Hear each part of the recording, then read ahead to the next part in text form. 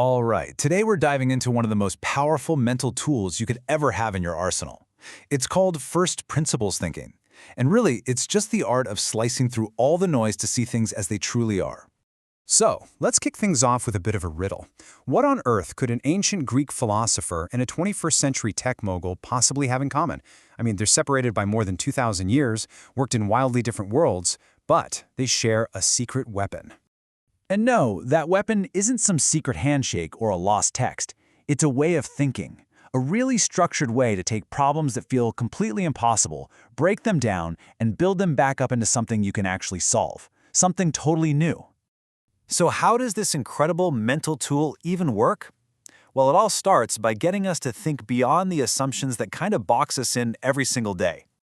Okay, so let's get a clear definition here. What is first principles thinking? You can boil it down to a two-step dance. First, you deconstruct everything. You just strip away all the layers of what you think you know, the conventional wisdom, the stuff we do because that's how it's always been done, until all you have left are the fundamental, unshakable truths.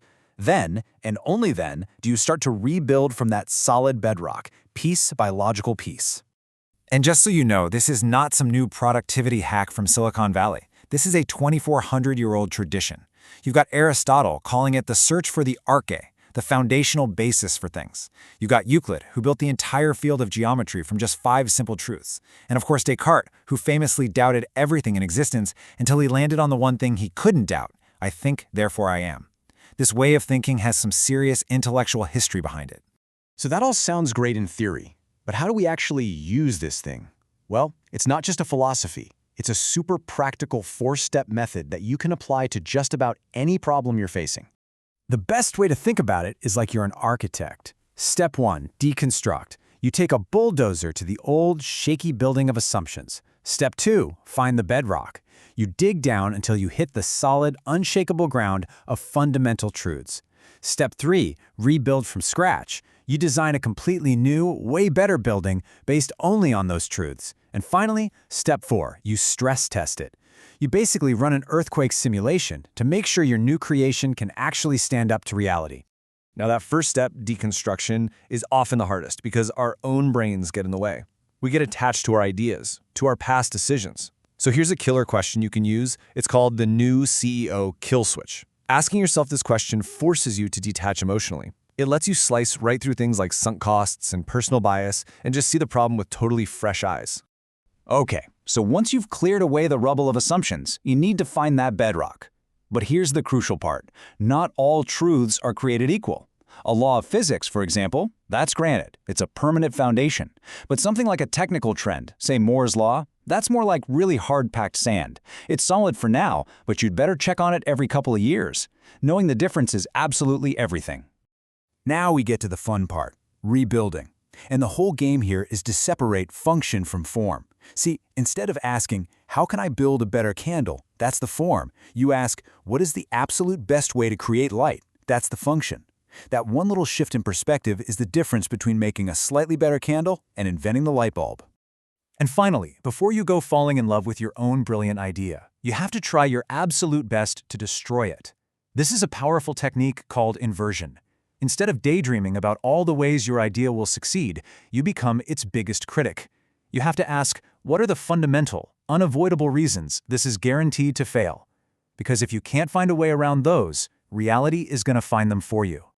You know, this idea of focusing on function over form, this is where the magic really happens. Let's look at a few real-world examples that show you just how powerful this shift can be. Just look at this table. We get so stuck on the form of things. We think of transportation as a car. We think of banking as a physical bank branch. And we think of education as a 4-year university. But those are just the containers, the way things are right now. The real goal, the function, is moving people around, managing their money, or giving them skills. Innovators who see this distinction are the ones who can invent totally new forms, things like ride-sharing or mobile banking or online learning platforms. Let's zoom in on that education example, because it's a big one. The old assumption, the form, is I need a college degree to get a good job. But when you break that down to its first principles, what's the real function? It's I need skills, and I need a way to prove to people that I have those skills. And all of a sudden, whoa, the solution isn't just a 4-year university anymore. It could be a coding boot camp, a killer portfolio of your work, a professional certification. It opens up a whole new world of possibilities.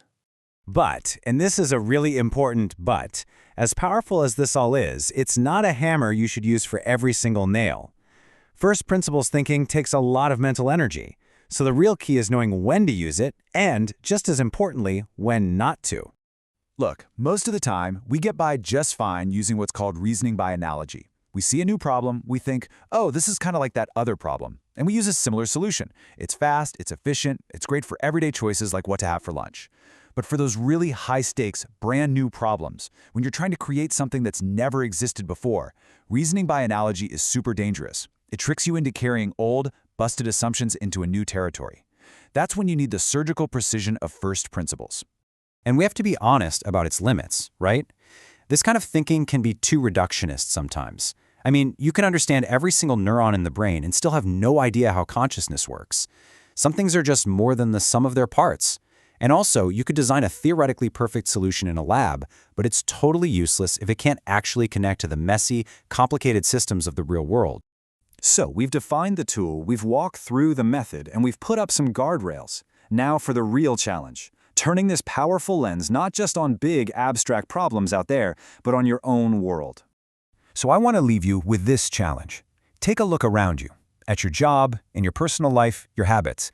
What's one thing you do, one rule you follow just because that's how it's always been done? Is it really a fundamental law of the universe, or is it just an old, dusty convention waiting for someone like you to see its true function and build something better? Thinking about that might just lead you to your next big idea.